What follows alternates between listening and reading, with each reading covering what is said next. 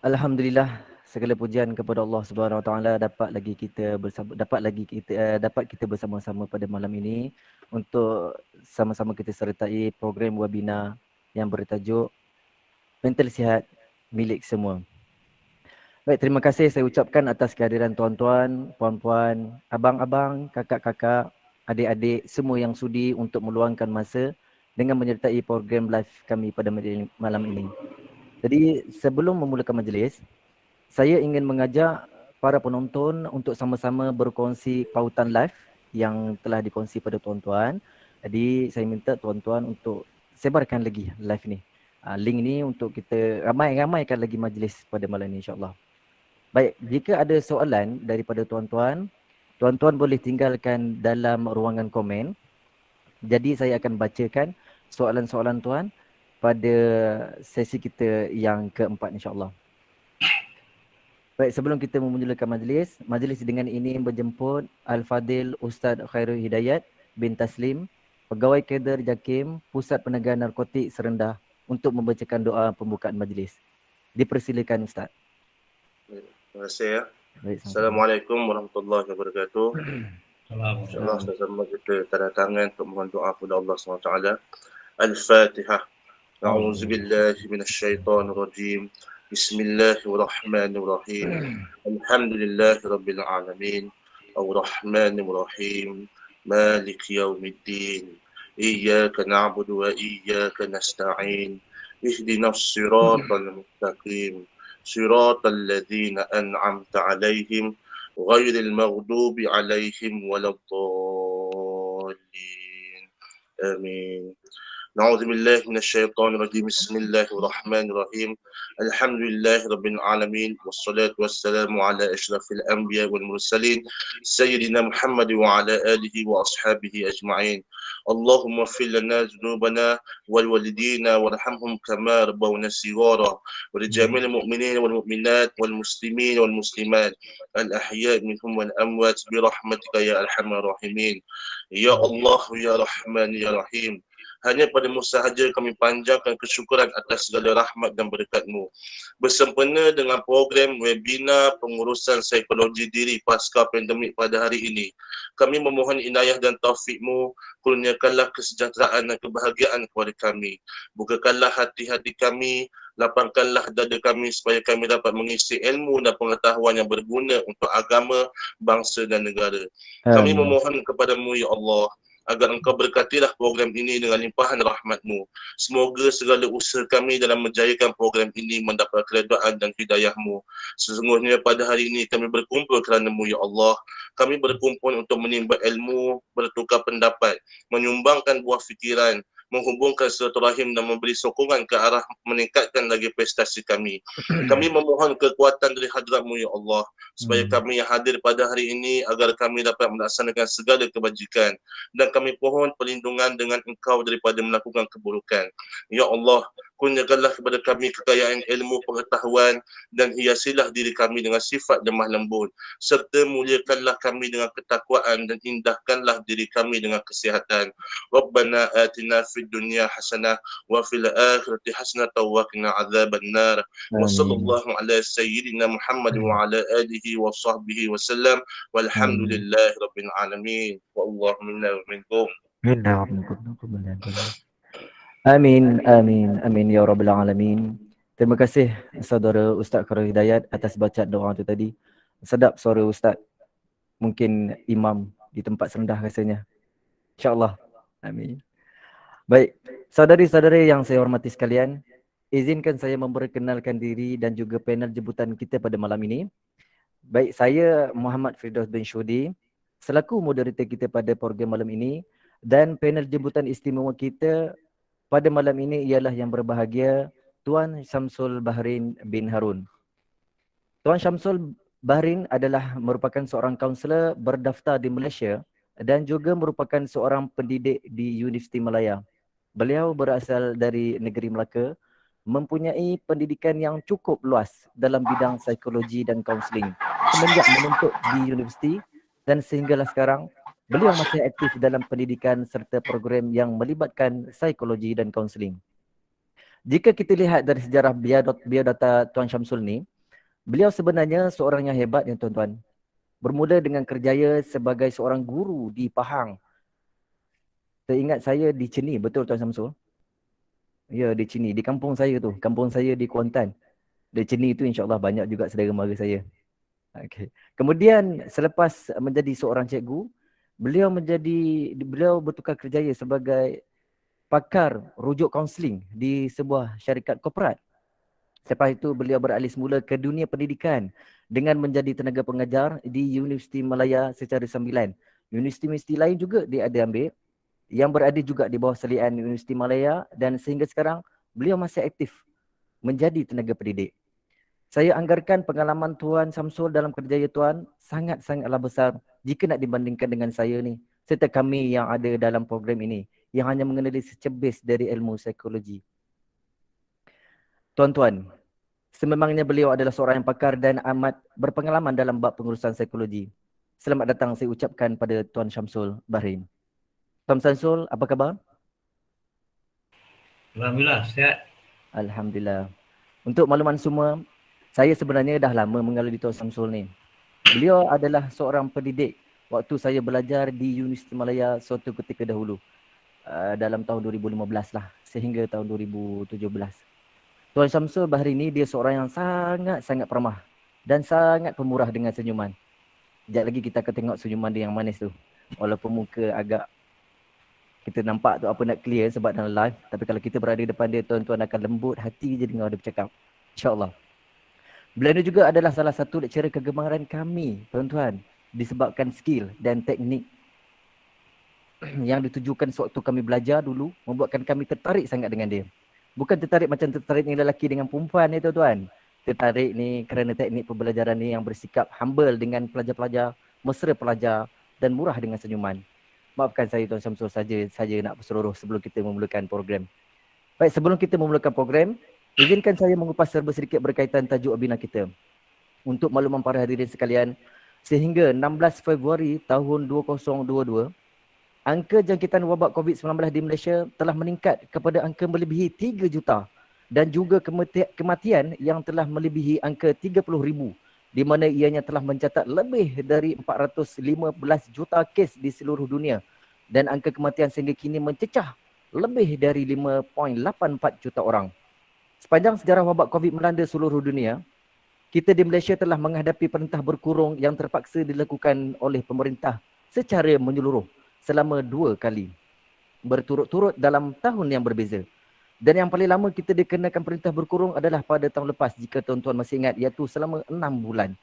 Wabak ini telah memberikan kesan yang sangat besar kepada kita semua dari aspek ekonomi, politik, sosial dan kesihatan, pendidikan juga dan sebagainya.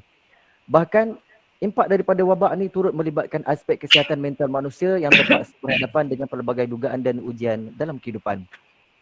Baiklah tuan-tuan, agak panjang lebar juga saya telah bercakap memberi penerangan berkaitan tajuk program kita. Saya mempersilakan panel jemputan kita untuk berucap dan memberi penerangan berkaitan tajuk kita iaitu mental sihat milik semua. Tuan Syamsul, mengikut dari kefahaman tuan, apakah itu yang dimaksudkan dengan mental sihat milik semua? Mohon Tuan Syamsul dapat menerangkan dengan lebih lanjut berkaitan dengan topik hangat yang akan dibincangkan pada malam ini. Dipersilakan Tuan. Assalamualaikum warahmatullahi wabarakatuh. Waalaikumsalam. Selamat sejahtera. Lebih dahulu saya nak cek suara saya clear ke? Alhamdulillah, dari pendengaran saya, suara Tuan Syamsul sangat-sangat clear. Syarul, okey Syarul lah? Alhamdulillah, okey, suara jelas. Okey. Jelas, Tapi jelas. kalau along the way tu ada masalah, cepat-cepat beritahu sebab Okey, baik, satu baik. program saya dah bercakap setengah jam, tak ada siapa beritahu bahawa Oh ya. mereka tak dengar suara saya. Okey tak, kita pantau suara Okey, tu. pantau Teruskan. Sebab dari segi internet saya tengok macam ada lapse Oh, Saya dah bergerak tapi kat dalam gambar tu tak bergerak. Okey, baik. okey. Alhamdulillah Rabbil Alamin. Wassalatu wassalamu ala ashrafil anbiya wal mursalin wa ala alihi wa sahbihi ajma'in. A'udzubillahi minasyaitonir rajim. Wa may yattaqillaha yaj'al lahu makhraja wa yarzuqhu min haitsu la yahtasib. Wa may yatawakkal 'ala Allah wa huwa hasbuhu innallaha balighu amrih qad ja'alallahu likulli syai'in qadra. Allahumma shalli ala sayyidina Muhammad wa ala ali sayyidina Muhammad.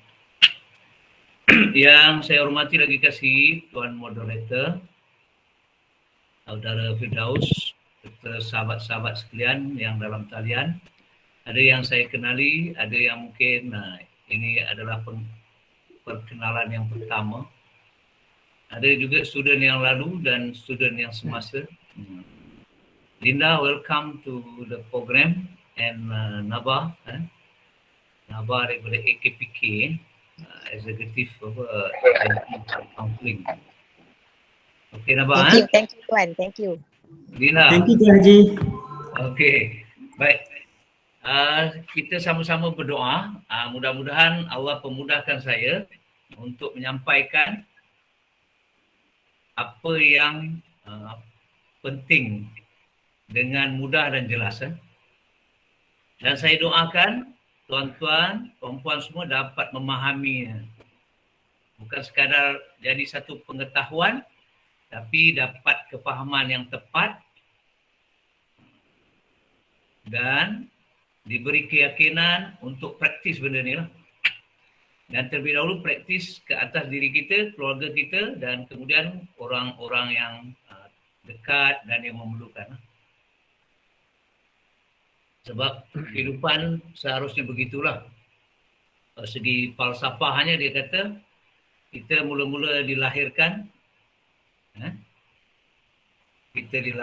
kemudian kita belajar sesuatu, kemudian kita perolehi mungkin ilmu, kita perolehi jawatan, kita perolehi duit, dan bila dah dapat jangan lupa memberi. Betul. Dan memberi itu bukan mesti dalam bentuk wang ringgit saja, tapi juga dalam bentuk ilmu dan pengalaman. Sebelum berlaku fasa yang terakhir dalam kehidupan kita, that is, suka tak suka, bersedia atau tidak, you are going to leave this world. That's correct. Dia kata mula kita born, then learn, you gain, then you give, last you are going to live. Jadi saya rasa dalam talian ni mungkin saya dengan sahabat saya Tuan Mustafa Yusof paling tua kot. Kami dah 61 kan. Jadi walaupun kita akan pergi, tapi proses lahir tu sudah berlalu, tapi proses kedua di mana kita kena terus belajar dan mudah-mudahan kita sentiasa dapat ilmu yang baru, kefahaman yang lebih tepat, dan seharusnya bila dapat tu kita memberilah. Dan lebih lagi saya sangat berterima kasih kepada pengajar program kerana memberi peluang saya untuk berkongsi lah. Mudah-mudahan ini adalah satu juga proses pemberian yang tak seberapa lah. Baik. Saya tahu saya tak jawab soalan lagi, itu baru mukadimah lah. Okey. Jadi macam ni. Saya minta izin santai-santai je. Santai-santai je. Bahkan masa saya menyampaikan ni kalau nak mencelah pun boleh ya. Tapi minta izinlah dengan moderator kalau diizinkan. Saya yang menurut perintah. Walaupun sekarang orang tu dia menjalankan amanah. Tapi, Betul. Okey, menurut perintah dengan amanah. Okey. Boleh. Baik. So, kita punya tema ialah mental sihat milik semua. Okey. Secara positifnya, tajuk ni dah baiklah. Dah baik. Tajuk ni tak ada konotasi yang negatif. Dan mudah-mudahan tajuk yang baik, hasilnya juga baik. InsyaAllah. Maksud yang saya faham daripada tema ni adalah kita semua sebenarnya secara fitrah. Secara fitrah maknanya kita dilahirkan dengan nikmat itu. Tuhan Maha Adil, dia beri kita nikmat yang sangat berharga, iaitu kita ada mental yang sihat. Semua orang lahir dulu, saya yakin yang ada dalam talian ni khususnya, dikurniakan dengan status mental yang sihat. ataupun kita guna satu istilah yang lebih tepat iaitu kita mempunyai kesihatan mental yang baik. Jadi memang betul kita telah memiliki mental yang sihat, kita telah memiliki kesihatan mental yang baik selama ini. Cuma kita perlu tahu, kita perlu ada kesedaran ataupun dalam bahasa Inggeris dia kata you should have the awareness.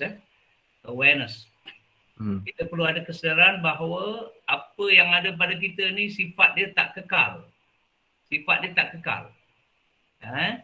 Yang kekal hanya Tuhan saja. Itu kalau kita lihat dari sudut agamanya lah. Yang kekal hanya Tuhan saja. Yang selain daripada Tuhan semuanya bila-bila masa boleh binasa. Termasuklah nikmat mental yang sihat ataupun termasuklah nikmat kesihatan mental yang baik ni. Dia boleh gone, dia boleh pergi. Tetapi sebenarnya kita juga diberi satu peluang untuk memelihara mental yang sihat ni ataupun mengekalkan mental yang sihat ni ataupun mengekalkan kesihatan mental yang baik. Jadi kalau lepas ini na'udzubillah mental kita jadi tak sihat atau kesihatan mental kita jadi tidak baik, itu bukan salah siapa-siapa. That is your choice. Mungkin berat bagi setengah orang untuk menerimanya. Tapi itulah realiti, itulah hakikatnya.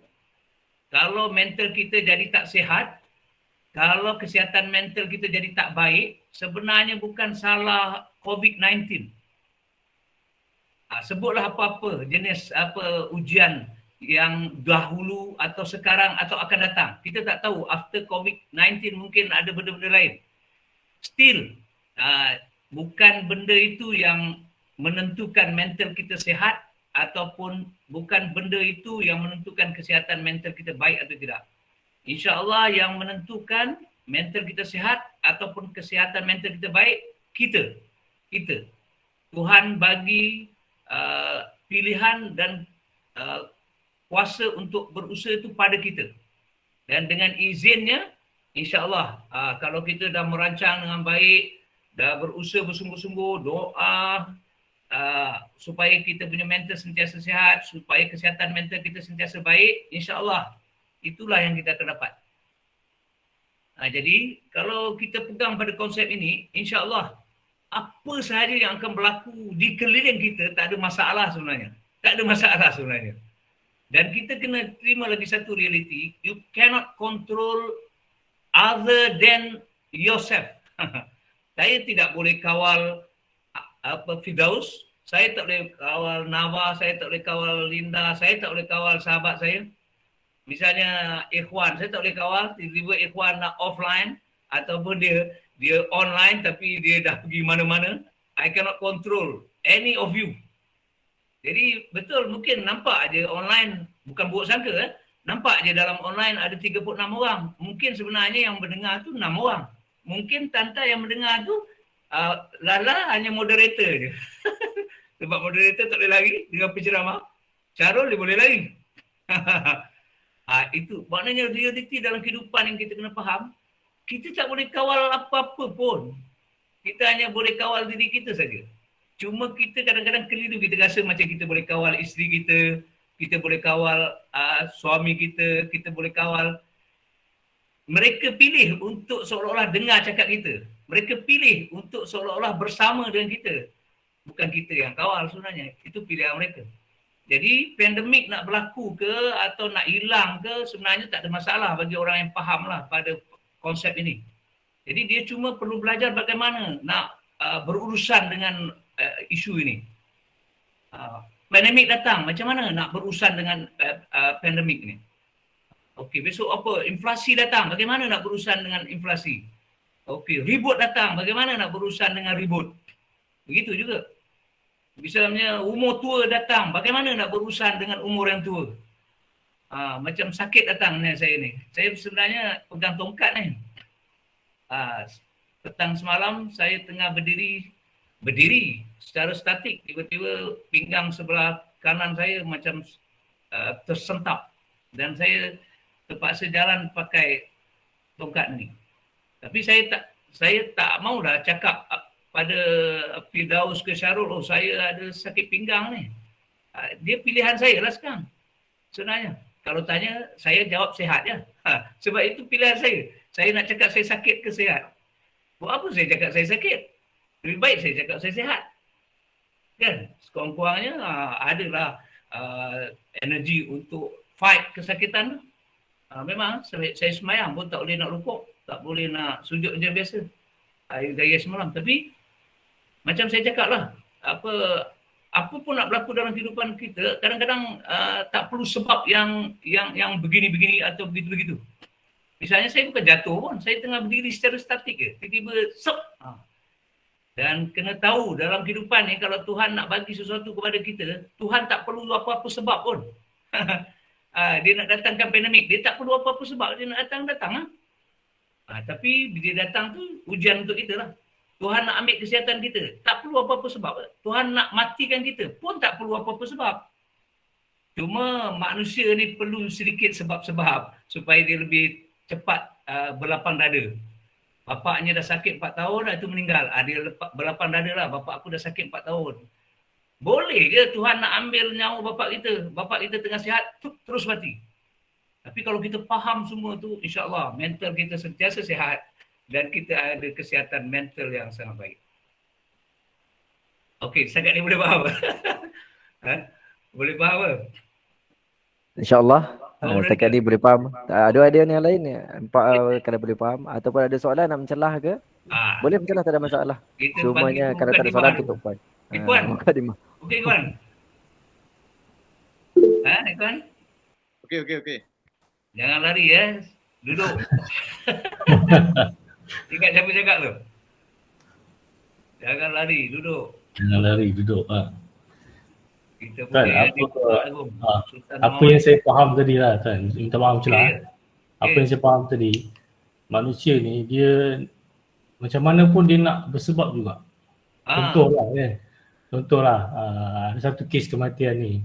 So bila tak tahu punca kematian, tapi family dia masih nak tahu juga punca kematian. So kena juga buat postmortem. Kalau tak, dia tak tahu sebab apa dia mati. Kan? Contoh kita dekat kes bunuh ke ataupun dia mati sendiri pun kita tak tahu kan. So manusia ni hidup dia perlukan sebab juga. Barulah dia berlapang dada macam Tuan cakap kan. Ya. Itu yang saya faham. Boleh saya respon? Saya respon Syarul ni Boleh Tuan, boleh. Okey. Silakan. Di sini dia punya rahsia besar. Kalau kita salam, Tuan nak tanya macam mana kita nak bentuk dan sebagainya. Okey. Nanti saya jawab Fahina. Bagus. Kita macam ni je, santai-santai Okey.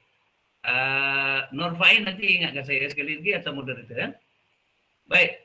Ni rahsia besar ni. Tapi sebenarnya bukan rahsia lah. Cuma kita tak tahu ataupun kita terlupa. Nak tak kita maintain kesihatan mental kita yang baik? Mental kita supaya sentiasa sihat. Cuma nak kan? Kalau boleh buat yang ni, insyaAllah. Lepas tu baru yang lain-lain. Apa pun berlaku dalam hidup kita, kita dapat nikmat kesenangan ke, kita diuji dengan sakit ke, kesusahan ke, pertama-tama terus, ya Allah aku redha ya Allah. Itu dia, formula dia. Kita sihat, kita sakit. Yang pertama sekali, ya Allah aku redha ya Allah. Lepas tu baru kita cari, pasal apa aku sakit macam mana aku nak ubat ni? Lepas tu baru cari. Dan formula ini telah dipraktiskan oleh, saya ingat lagi, seorang sahabat saya di Muazzam Shah. Dia diserang stroke. Dalam sihat-sihat diserang stroke. Saya tanya dia, bang, macam mana abang boleh cepat sembuh abang? Ataupun bang, macam mana abang kena stroke? Saya tengok abang relax je. Tak macam orang lain gelabah. Dia yang menyedarkan saya lah.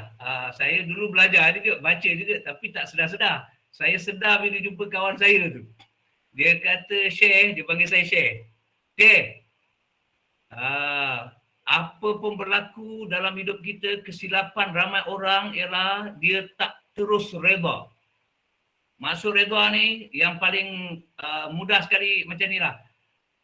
Kita sakit terus, ya Allah aku terima pemberian kau ni. Ujian kau ni. Terima dulu. Kita nakkan macam saya lah, katalah saya selalu murid-murid, sorry saya panggil murid-murid lah, murid-murid macam sekolah rendah. Mahasiswa-mahasiswa yang pernah saya ajar ni. Tahu saya dulu buat PhD 8 tahun tak clear betul. Lepas tu siap Syarul tanya, dah siap tak doktorate? Saya jawab seramba je, tak siap. Dan alhamdulillah saya rasa saya tak pening kepala lah pasal tak siap tu sebab saya reda je lah. Tapi bukan bermakna saya reda tu saya tak berusaha apa. Apa pun saya terima dulu. Lepas tu saya cek lah mengapa aku tak siap. Oh baru lepas tu saya cek. Dan kalau saya nak siapkan saya tahu benda ni saya kena atasi. Jadi kawan saya tadi berbalik pada kawan saya tu dia terus aku reda ya Allah stroke ni kau bagi pada aku. Terima kasih ya Allah. Macam tu terima kasih. Lepas tu baru dia fikir macam mana nak obat ya. Cepat dia sembuh. Percayalah ramai yang lambat sembuh tu pasal dia punya kunci dia tak buka lagi. Kunci dia adalah apa-apa reda dulu. Termasuk pandemik ni. Reda lah. Kita diuji dengan pandemik. Ni dah masuk tahun ketiga. Tapi seluruh Malaysia mungkin ada masalah lagi. Seluruh dunia mungkin ada masalah lagi. Reda dulu. Sama-sama pakat-pakat. Tak kira lah siapa kita. Linda ke, Nava ke, Samsul ke, Mustafa ke, Firdaus ke, Syarul. Cuba pakat-pakat.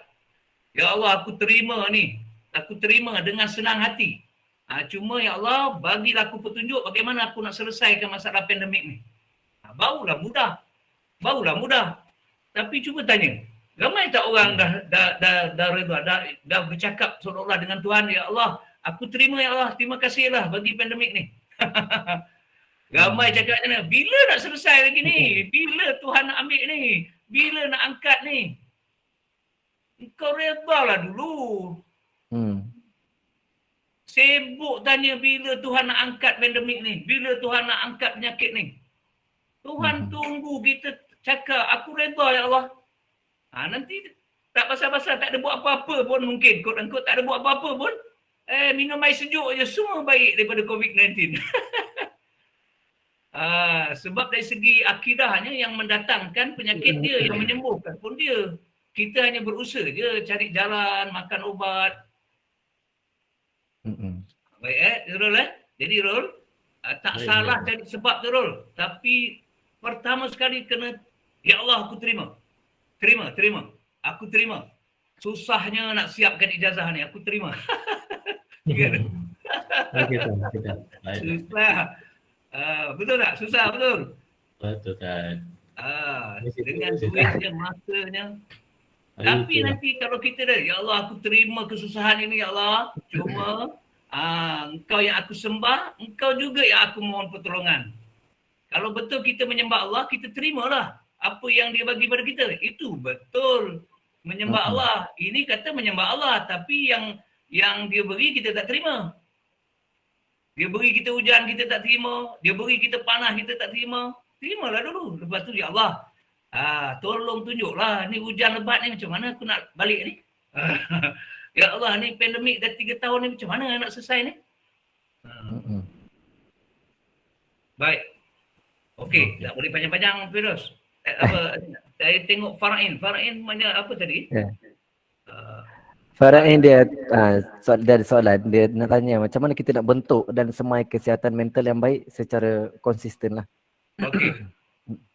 Baik, sebenarnya saya tak definasikan lagi apa itu kesihatan mental, betul tak? Bermukadimah itu ada. Baik. Saya definasikan dulu kesihatan mental. Baik, supaya silakan. kita berpegang pada definisi yang sama. Tapi minta maaf, saya tak ada buat citation lah. Saya guna ayat saya sendiri je. Boleh, tak ada masalah tuan, silakan. Okay. Ada 2 perkataan yang hampir-hampir mengelirukan ramai orang. Kesihatan mental dengan penyakit mental. Okey. Baik. Kesihatan mental dengan penyakit mental tak sama. Tetapi kalau kita tak ada kesihatan mental, kita tak jaga kesihatan mental yang baik, dia boleh pergi ke penyakit mental. Boleh faham Azam? Okey. Yang dalam talian ni semua tak ada masalah berkaitan penyakit mental. Okey. Okey, kita tak payah definasi, cuma saya nak bagi tahu kalau tuan-tuan faham tu maknanya memang betul lah tak ada penyakit mental. Tapi kalau tak faham, iya ke? Ya ke? Baik. Dalam talian ni semua tak ada isu berkaitan penyakit mental. Tetapi mungkin ada isu berkaitan kesihatan mental. Okay, Baik. Boleh faham ke? Okey. Boleh, Don. Kalau kita ada mengalami penyakit mental, kalau na'udzubillah lah, contoh kalau saya lah ada mengalami penyakit mental, betul? Mula-mula elok je saya cakap tajuk A, lepas tu pergi tajuk B, lepas tu pergi tajuk C, lepas tu mula-mula cerita psikologi, tiba-tiba dah cerita pasal apa matematik pula, lepas tu cerita sains, mungkin ada masalah ada masalah dari sudut penyakit mental Penyakit kan? mental. Betul. Okey, ataupun saya dah tak kenal lah siang malam, saya dah tak kenal dah najis dengan makanan, saya tak kenal lah, saya makan ya. Mungkin ada penyakit mental tu. Ataupun saya tengok Azam, saya kata, minta maaf Azam, contoh ya. Kata Azam depan saya kata, apa pokok ni berdiri kat sini pula? Azam tu manusia, tapi saya lihat Azam tu macam pokok. Itu saya telah mengalami delusi. Kan? Ataupun saya duduk senyap-senyap, tiba-tiba orang lain tak dengar pun. Saya dengar-dengar. Suara panggil saya, Samsul. Lepas tu saya kata, Zam, jom pergi tu. Apa Zam? Tu ada bidadari panggil aku. Itu halusinasi. Ataupun dengan ilusi sekali. Tu kau tak nampak tu bidadari ke? Baik, itu semua dah pergi kepada sebelah tadi yang agak serius. Nak pergi ke arah penyakit mental. Okey. Okey, definasi saya secara operasional. Saya tak define word by word, tapi saya ambil contoh. Kemudian, kesihatan mental, macam mana kita nak tahu kita ada masalah kesihatan mental tak? Bila kita tidak dapat berfungsi dengan baik lagi. Tapi masih lagi dalam kategori normal, tapi cuma kita tahu fungsi fizikal kita sudah tercabar, fungsi intelektual kita dah tercabar, fungsi emosi kita dah tercabar, fungsi spiritual kita dah tercabar. Fungsi sosial kita dah tercabar.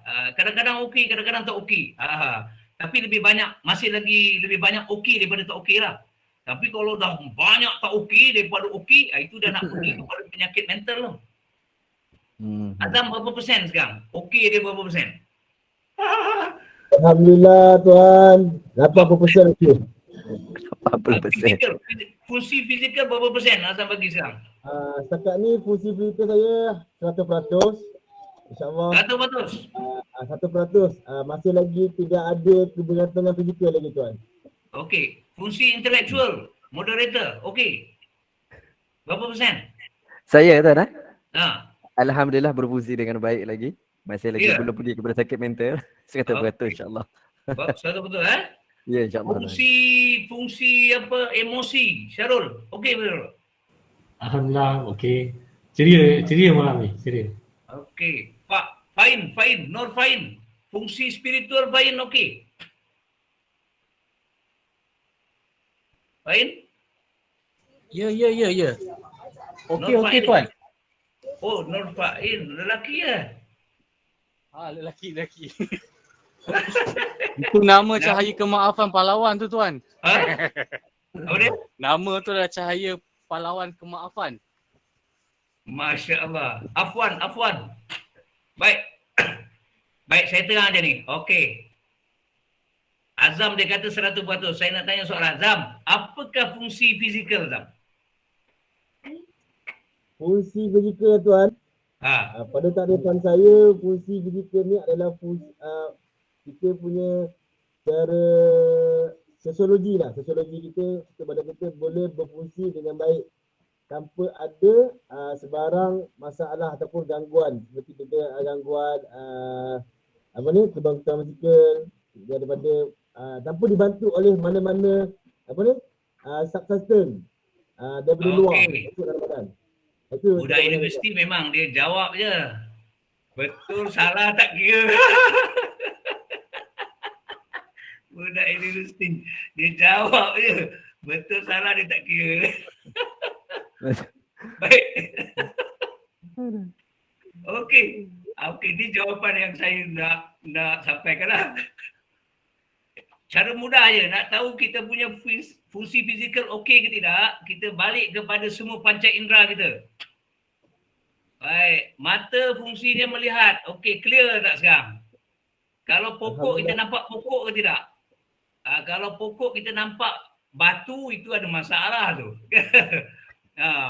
Jadi fungsi telinga apa? Mendengar. Okey tak? Okey, orang cakap azam. Kita dengar azam ke kita dengar azamnya? Kan? Okey. Fungsi hidung. Dia bau. Okey tak? Kalau cium durian, bau durian ke tidak?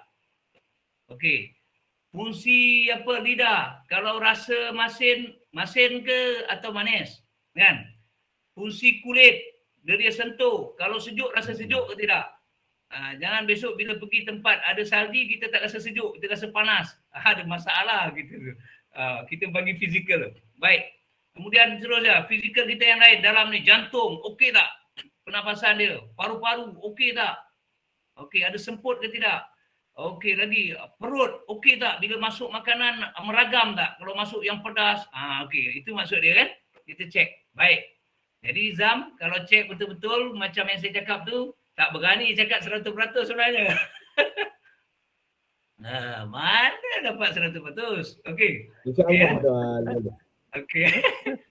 Masih nak bertahan dengan 100%. Okey ya.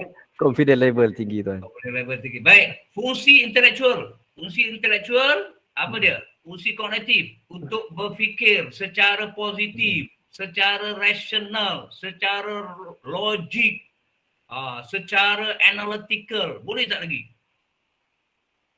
Ada orang nak berfikir secara positif pun dah tak boleh lah. Semua jadi negatif. Tapi tuan-tuan ni saya yakin masih berfikir secara positif tu sebab tajuk minda sihat milik semua. Kalau dia tukar, minda sihat adakah milik kita? Saya tahu dah semua bermasalah. Asyik baik tajuk okey. Mental sihat milik semua. Milik semua. Betul. Tiba-tiba dia tuan, mental sihat adakah milik kita? Tak adalah milik kita. Mengapa perlu negatif? Okey. Jadi mental yang berfungsi tu dia masih lagi boleh berfikir secara positif, secara rasional, secara logik, secara saintifik, secara analytical, secara sintesis, secara realistik. Tapi tak boleh nak terang lah. Kita ambil satu je, secara rasional. Secara rasional contoh, rasional tak rasional? Kita adakan program pada malam ini jam 8 suku. Rasional tuan. Apa rasionalnya? Firdaus? Rasional sebab kita jalankan aktiviti selepas waktu bekerja lah. Maknanya pukul 8 suku, waktu orang berehat dan untuk kita sama-sama boleh menimba ilmu. Jadi itu sebab kita buat waktu malam. Itu rasionalnya tuan. Walaupun kita terpaksa menangguh solat isyak itu. Ya. Masih rasional? Masih rasional? Masih rasional dalam kalau nak kita daripada konteks Islam pada fahaman saya tuan, dalam kita sekarang ni tuan pun banyak mengolah ilmu berkaitan dengan ilmu agama. Maknanya dalam program tu kita berada dalam majlis agama. Itu anggapan saya. Bermakna kita menimba ilmu agama walaupun kita dengan cara menangguhkan solat. Bagi saya tidak, bukan bagi saya lah, bagi agama, bagi pahaman saya bukannya satu kesalahan yang besar. Baik, Azam dah senyum-senyum. Baik, masih lagi rasional sebab waktu isyak tu panjang. Ya kan? Waktu isyak tu panjang. Tapi kalau kita buat pukul 7, itu tak rasional lah pasal waktu maghrib tu pendek. Betul. Kan? Baik, kita masih lagi boleh berfikir secara rasional, secara logik, semua secara saintifik, secara positif bermakna fungsi intelektual kita masih lagi okey. Baik. Betul. Tapi jangan bimbang kalau kadang-kadang dia tak okey. Dia tak dapat 100%. Contohnya macam mana tu tuan? Boleh tuan uraikan? Contoh, contoh ni kadang-kadang kita apa ni diuji macam ni Kadang-kadang Allah nak uji kita, kita pun tak perasan cepat, kita tak sedar cepat, jadi kita melatah. Kan? Jadi hilang rasional dia. Contoh macam ni. Saya kan pensyarah tuan-tuan ataupun saya cikgu tuan-tuan. Jadi kebanyakan orang dia punya pemikiran bila engkau cikgu, anak murid mesti hormat engkau. Mesti hormat engkau. Tiba-tiba anak murid tak hormat. Dia lagi marah. Kau ni, kau murid tu, apa saya tak hormat aku cikgu? Jadi dari segi adabnya memanglah dia kena hormat cikgu dia, tapi secara rasionalnya itu pilihan dia. Dia nak jadi orang baik, nak jadi orang jahat tu dia pilih lah. Dia nak hormat cikgu dia atau tidak, itu dia pilih lah. Dan kita sebagai cikgu kalau dia pilih untuk tidak hormat, tak apa. Kita kalau rasional dan positif kita doakan yang mudah-mudahan anak murid aku ni berubah. Tapi kalau kita tak rasional, kita terus jadi marah, kita jadi terus aku doakan kau 7 keturunan. Itu tak rasional. Apa hal kesilapan dia kau doa sampai 7 keturunan pula? Betul. Itu tak rasional. Walaupun dia tak hormat kita, apa akan berkurangan ke pahala kita sebab mengajar dia? Tak kurang pun. Kalau tuan-tuan tak hormat saya, pahala saya kalau saya ikhlas tak kurang pun. Tak kurang pun. Betul. Bahkan kerana saya boleh bersabar dengan kerenah tuan-tuan yang tak kata tak hormat tu, pahala mungkin lagi naik. Ada bonus pula, Syarul. Itu tu kan. Baik, kita pergi balik fungsi. Fungsi emosi. Tadi Syarul cakap emosi masih berfungsi. Okey. Dia senang nak tahu kita punya emosi masih berfungsi atau tidak. Emosi ni macam-macam ada. Emosi sedih, marah, takut, gembira. Semua emosi tu kita perlukan, ikhwan. Kita perlukan semua emosi yang orang sebut kadang-kadang dengan konotasi negatif. Dia kata marah. Sebenarnya kita pun perlu emosi marah. Takut. Kita perlu emosi takut. Saya ada bipolar mood disorder type 2. Okey, sekejap okay. Kita perlu emosi itu semua. Tetapi kalau dia berfungsi macam ni, dia marah bila patut marah, dia sedih bila patut sedih, dan dia tahu bagaimana nak marah, bagaimana nak sedih, dia tahu tahap kesedihan itu yang perlu ada. Kalau kita tak ada emosi marah, kacau. Tapi kita kena tahu bila nak guna emosi marah tu. Misalnya bila orang cabar kedaulatan negara kita. Kita sebagai warga negara Malaysia, tak kira apa bangsa, agama kita, takkan kita tak marah. Orang kata Malaysia ni begini. Kalau saya marah. Tapi bagaimana kita nak terjemahkan marah kita? Adakah kita perlu angkat senjata dan pergi cari mereka dan tembak sampai mati? Tak. Apa yang dia kata kita tak berdaulat tu? Dia kata Malaysia bukan negara yang berdaulat sebab rakyatnya tak hormat kepada yang di-Pertuan Agong dan Raja-Raja. Kita ceklah, betul ke? Kalau betul, baikilah. Itu cara kita. Aku marah betul lah dia dah cakap kita. Tapi memang benar dia cakap kita tu. Kita tak gerti hormat Agong, kita tak gerti hormat Sultan dah. Jadi kita kena baiki sekarang. Contoh. Kan? Hatta orang hina agama. Marah tak? Marah. Kalau saya sebagai orang Islam, orang hina Islam, saya marah. Tapi bagaimana saya mengurus kemarahan saya? Adakah saya perlu bunuh dia? Tak.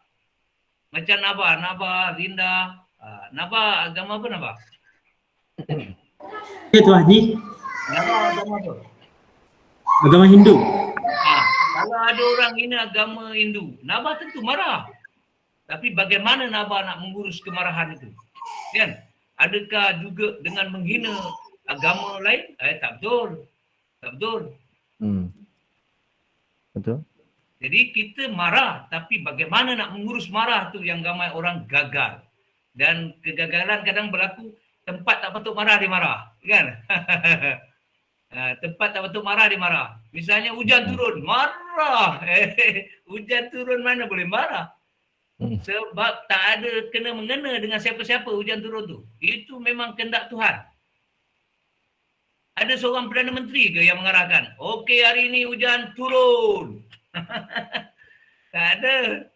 Perdana Menteri pun tak mau hujan turun sebab dia nak pergi melawat kawasan. Jadi hujan turun tak boleh marah. Tapi ada orang hujan turun marah, panas tak boleh marah. Tapi ada orang panas marah. Kematian kita tak boleh marah. Ada orang bila meninggal bapaknya, maknya dia marah. Pasal apa marah? Sebab semua orang ada titik nokta dia.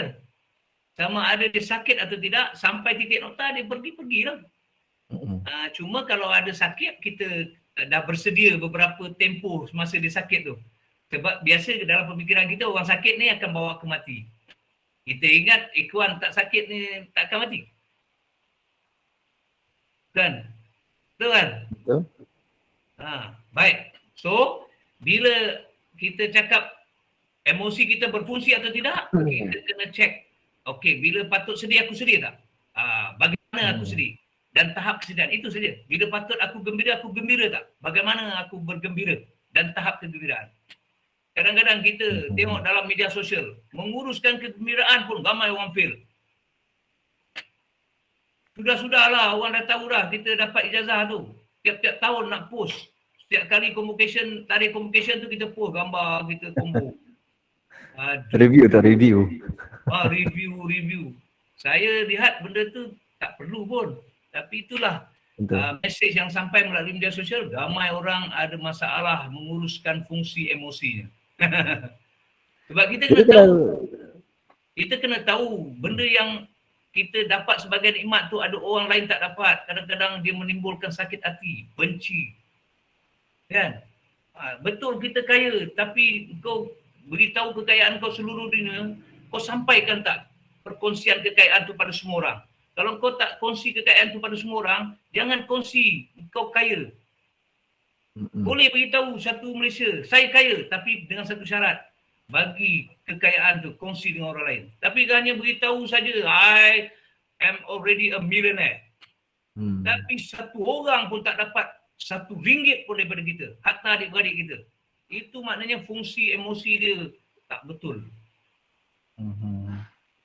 Tengok Syed Mokhtar Al-Bukhari. Dia ada kongsi kekayaan dia? Tak ada. Tapi tuan-tuan tahu tak, setiap hari syarikat dia yang mengeluarkan roti Gardenia hantar seluruh Malaysia rumah-rumah kebajikan yang memerlukan roti untuk makan.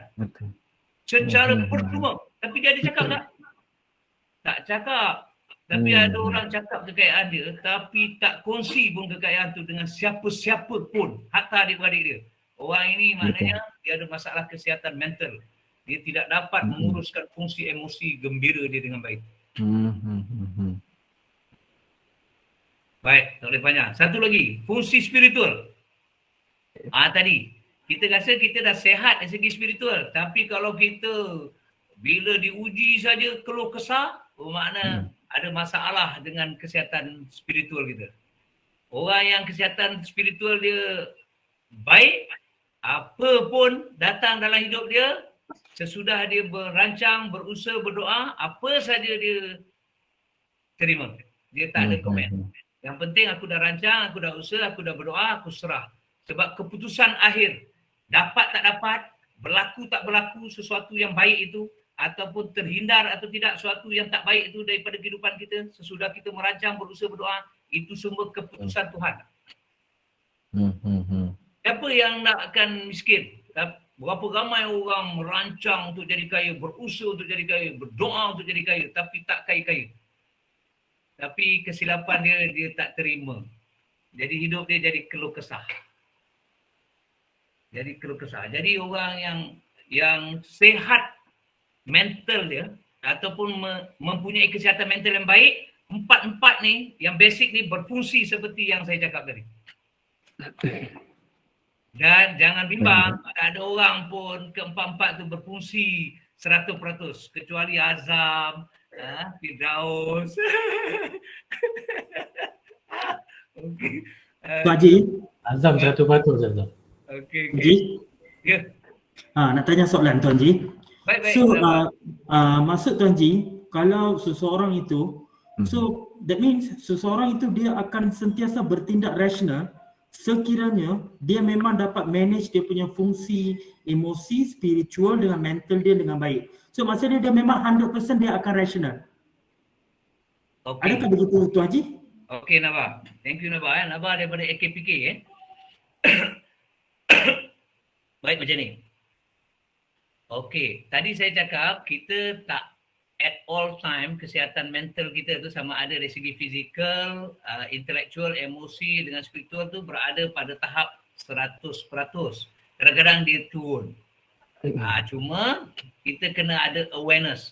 Bila dia turun tu, kita sedar, kita push balik dia naik. Maknanya macam tadilah, bila kita hujan, kita tiba-tiba nak marah. Itu normal lah. Kadang-kadang kita kita ada plan, kita nak pergi main bola kan. Tiba kita dah keluar, dah siap tu, kita nak naik motor tu, hujan pula turun. Masa tu kita ada satu terdetik dekat hati, hujan pula. Tapi masa itulah di antara dua, sama ada kita terus hanyut kata memang tak patut, itu satu kesilapan. Tapi kalau terdetik pertama tu kemudian kita susuli dengan okey, ini kehendak Tuhan. Kita terus stop di situ, itu benda yang sepatutnya kita buatlah. Lintasan pertama itu tak ada jadi satu kesalahan. Kan? Tapi kalau kita ikut lintasan yang buruk itu sehingga kita iakan, tak patutlah hujan. Ini betul lah, Tuhan saja tak mau bagi aku benda yang aku suka. Kita ikut akhirnya kita exaggerate, kita lebih-lebih pula. Itu yang kita patut elak lah. Jadi lintasan pertama tu Naba, itu tak apa Naba. Dia cross minda kita, dia cross hati nurani kita, dia cross kita punya nafsu. Tapi bila lintasan pertama tu kita check, kita tahu ini satu lintasan yang tak baik, kita terus buat correction. Kalau patut kita cari hujah rasional, kita rasionalkan. Kalau patut kita cari hujah untuk positifkan, kita cari hujah untuk positifkan. Kita kena berhujah dengan diri kita. Dia panggil self-talk. Okey, Naba, adakah menjawab soalan? Ya Tuan Haji, saya rasa saya dapat jawapan dia. So saya rasa dia lebih kepada belief system kita, betul Tuan Haji? Yes. Okay. Thank you Tuan Haji. Baik, Tuan Syamsul. Kita ada soalan daripada audience. Okey. Saya ada bipolar mode disorder type 2. Saya tak pasti fungsi emosi dan spiritual saya berfungsi dengan baik atau gagal. Mostly banyak negatif.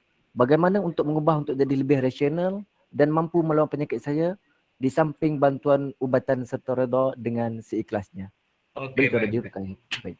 Baik. Nah, ini kalau one to one lagi baguslah, tapi ini saya jawab secara umum sebab sebenarnya kalau dalam sesi saya akan tanya lagi lah macam mana apa keadaan bipolar tu kan tapi saya tak mau tanya dan sebab ini bukan sesi kaunseling ini just perkongsian umum saja okey jadi bipolar ni kalau semua dah faham, memang semua dah faham saya rasa. Dia ada swing dari segi mood dia kan. Dia dalam gembira dia boleh tiba-tiba jadi sedih. Begitu juga dalam sedih tiba-tiba dia boleh jadi gembira. Jadi itu secara ringkaslah. Baik. Biasa orang hari ni dia sedih, tak adalah tengah sedih gembira, tengah gembira sedih. Kalau dia gembira memang dia gembiralah. Okey So, baik. Kalau nakkan rawatan tu kena jumpa psikiatris kalau kaunselor dia tak ambil dah kes tu kan dia tak ambil kes tu, tapi ni general knowledge saja saya bagi tahu baik. Basic dia macam ni, basic dia macam saya cakap tadi, kita punya emosi tu sedih atau gembira, takut atau berani, suka atau duka tu memang satu keperluan untuk diri kita. Cuma yang kita perlu teliti ialah bila kita patut gembira, bila kita patut sedih, bila kita patut takut, bila kita patut berani. Situasi itu. Okey. Kemudian bagaimana kita nak terjemahkan emosi itu dan tahap dia. Okey, saya buat contoh macam ni. Baik.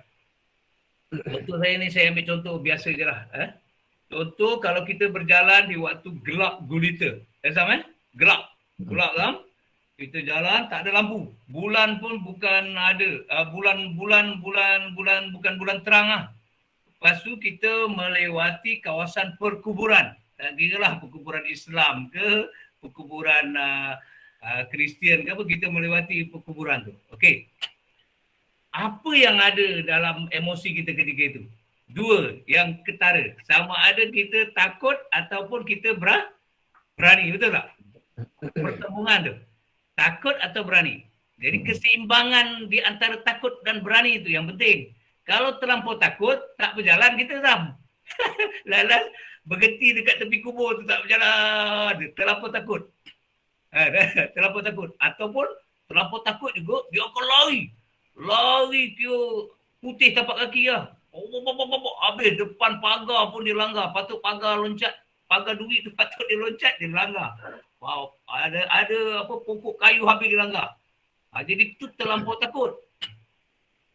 Kalau terlampau berani pula, nanti dia cakap besar. Dia kata, dia berhenti kat kubur tu. Ni yang dah ada dalam kubur ni. Kau ingat aku takut? Ada berani keluarlah. Dia dah jadi macam tu, terlampau berani. Jadi dua-dua tu terlampau takut, terlampau berani, tak seimbang. Tak boleh. Terlampau takut tak boleh, terlampau berani tak boleh. Dia kena pertengahan. Ada takut, ada berani. Contoh jadi. Kalau saya lah, saya berjalan tengah malam, gelap gulita dekat kubur. Saya ada takut, ada berani. Jadi apa akan berlaku? Dari segi fizikal, saya akan jalan macam biasa je, tak berlari pun. Kan? Sebab ada takut tadi, saya berdoa je lah. Selain daripada mata saya pandang kiri kanan, mungkin sebab ada takut, saya bawa tongkat ni. Bukan saya takut apa-apa. Saya takut ada ular ke apa. Gelap. Kalau saya jalan tepi kubur, saya takut ada mayat naik keluar daripada kubur, itu tak rasional. Jadi ketika itu seimbang. Takut saya dengan berani saya tu seimbang macam ni. Kerana saya ada takut, dari segi fizikal, saya bersedia dengan tongkat ke, dengan apa ke, dengan lampu suluh ke. Okey. Kerana ada berani, saya boleh pandang lagi kiri kanan dan sebagainya.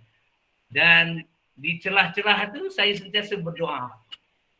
Minta dipermudahkan perjalanan. Jalan macam biasa je. Orang yang tak faham dia kata, "Woi, berani betul jalan kat kubur seorang-seorang." Sebenarnya ada takut, ada berani. Betul. Tapi seimbang. Ada takut dan ada harap. Seimbang.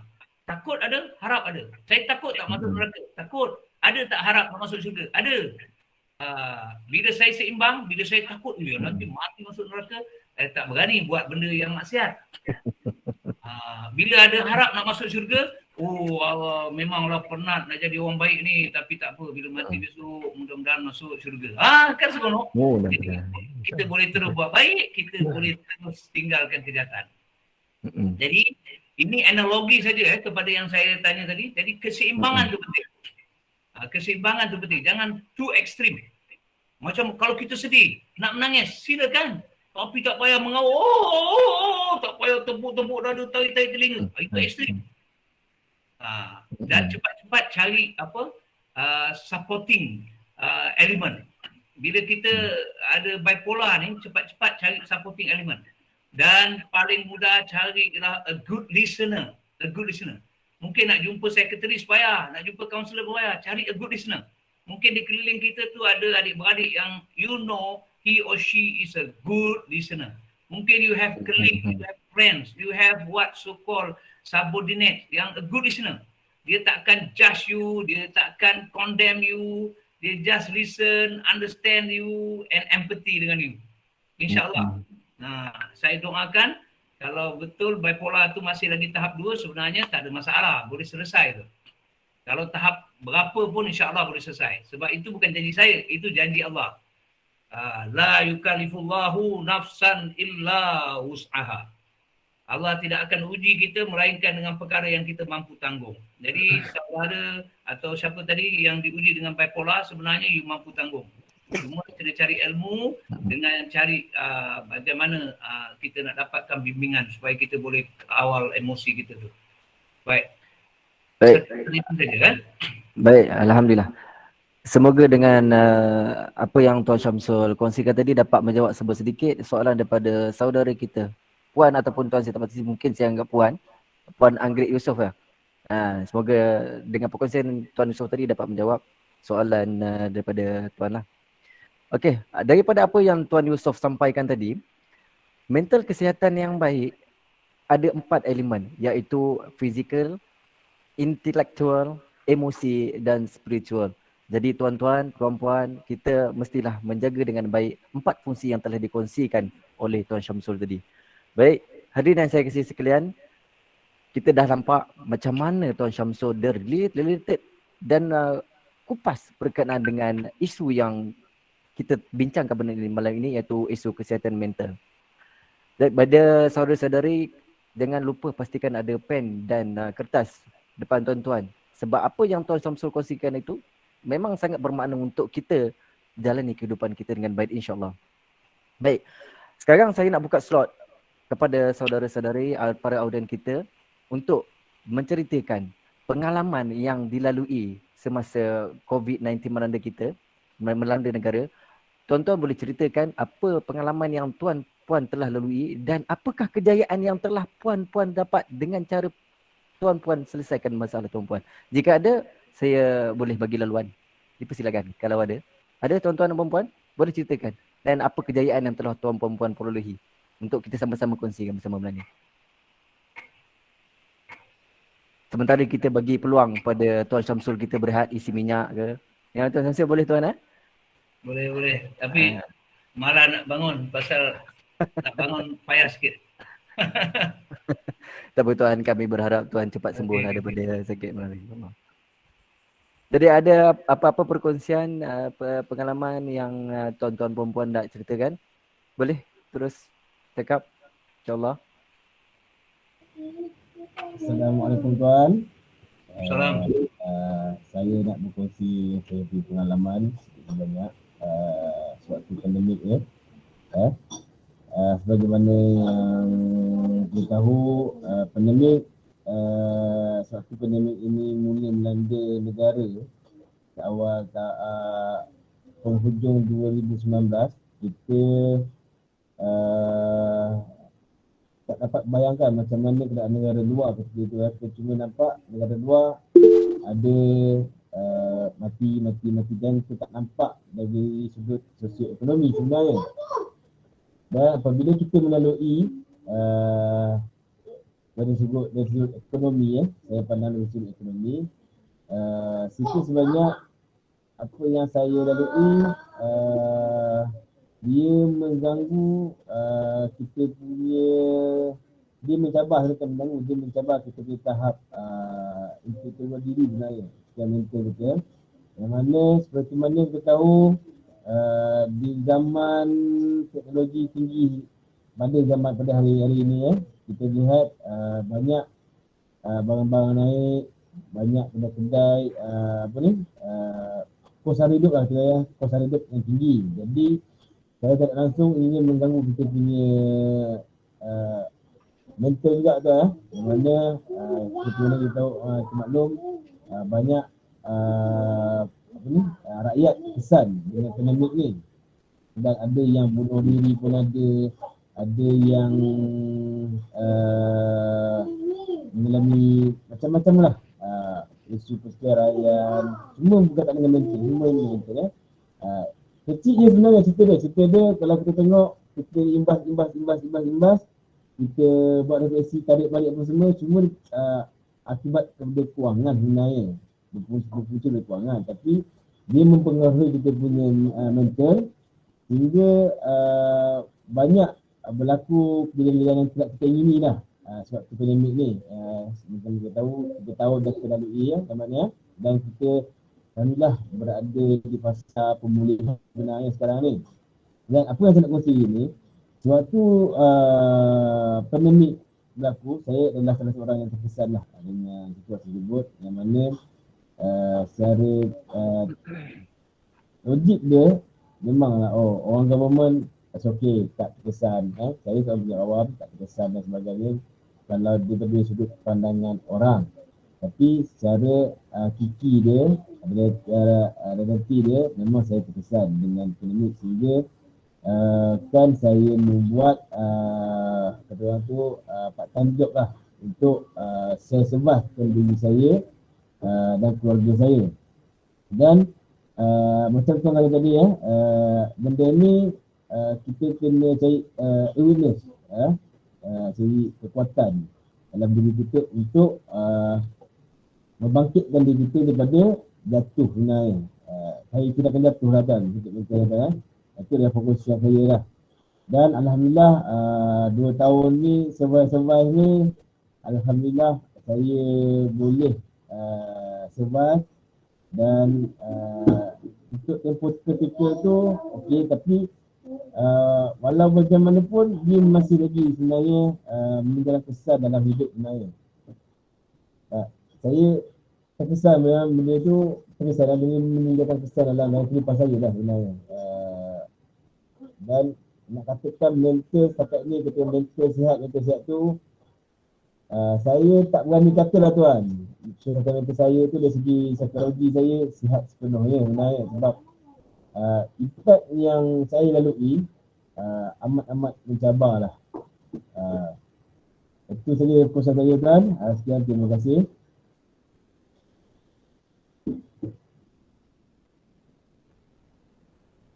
Alhamdulillah, terima kasih Tuan Azam atas perkongsian.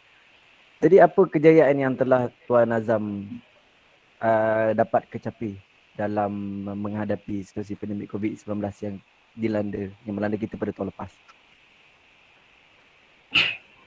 Saya bukan Tuan Samsul, sabar tuan kan. Saya orang biasa je, cuma sewaktu saya walaupun saya bekerja sebagai perkhidmatan awam, sebelum saya saya ada belajar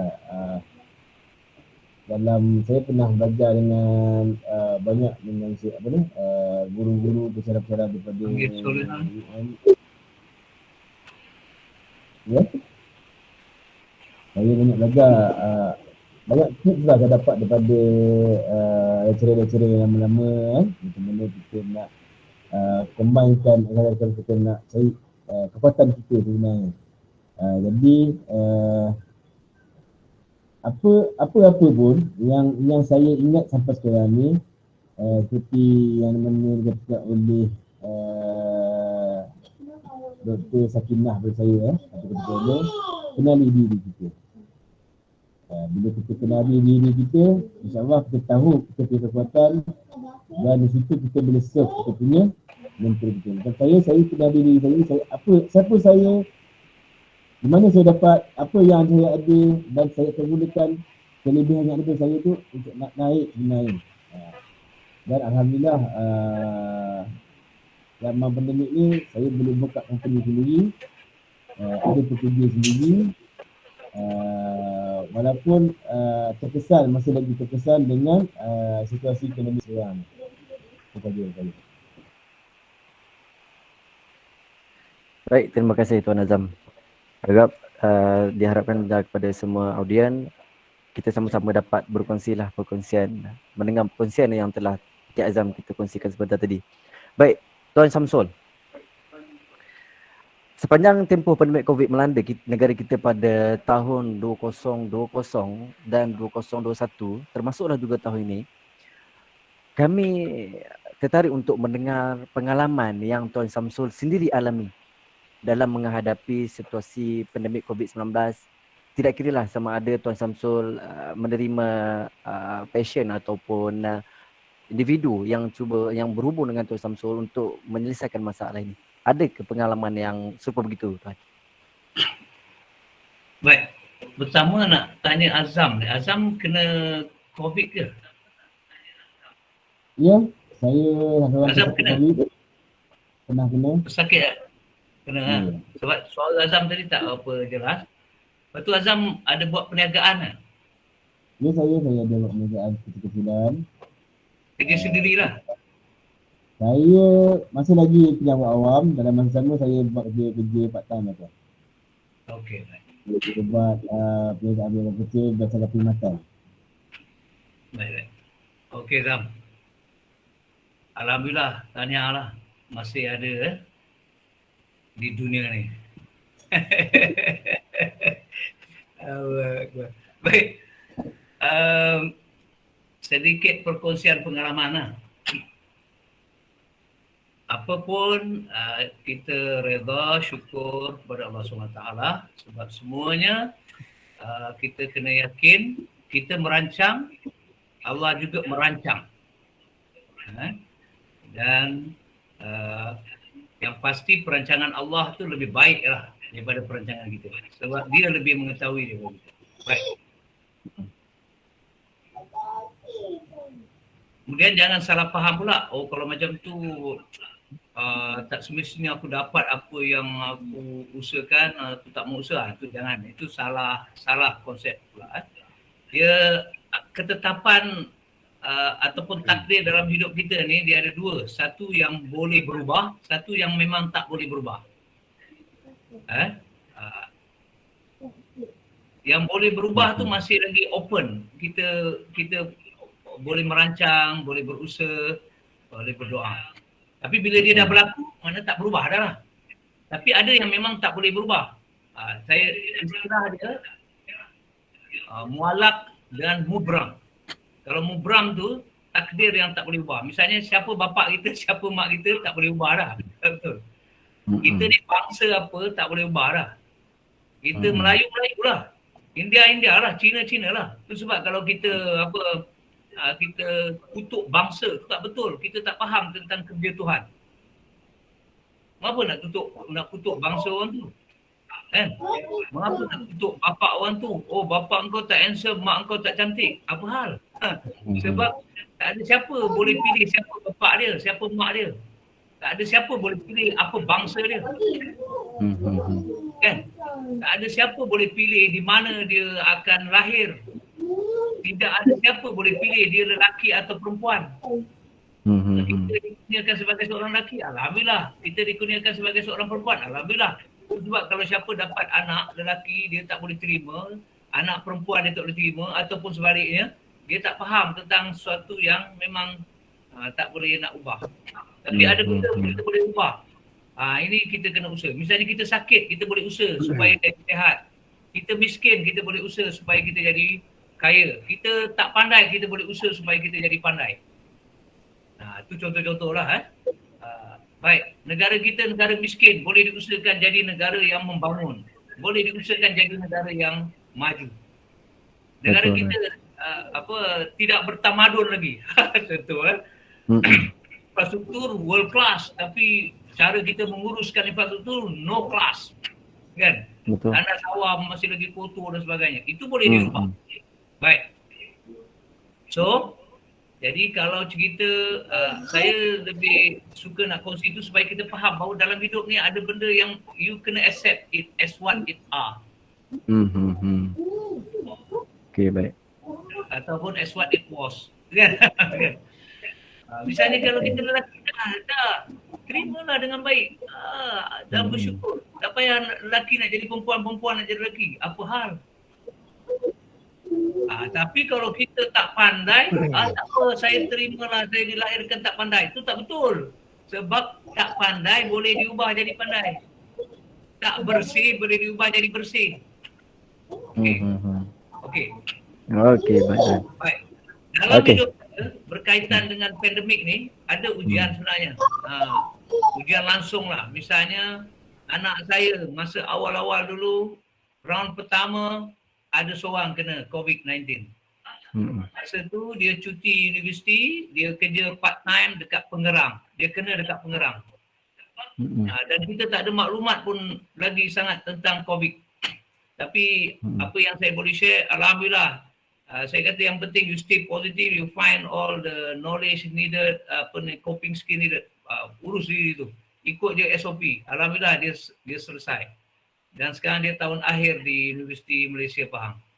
Okey, kemudian bila datang second round, menantu saya kena, cucu saya kena, dan alhamdulillah survive. Dan kemudian kakak saya punya menantu kena, dan seorang meninggal di Johor.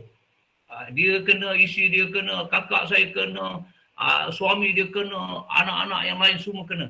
Tapi dalam ramai-ramai kena tu menantu dia seorang, Engku Najib, meninggal. Dah lebih kurang 1 bulan yang lepas meninggal. Masa tu isteri dia pun kena COVID. Bapak mentua dia, kakak, abang ipar saya pun kena COVID, meninggal.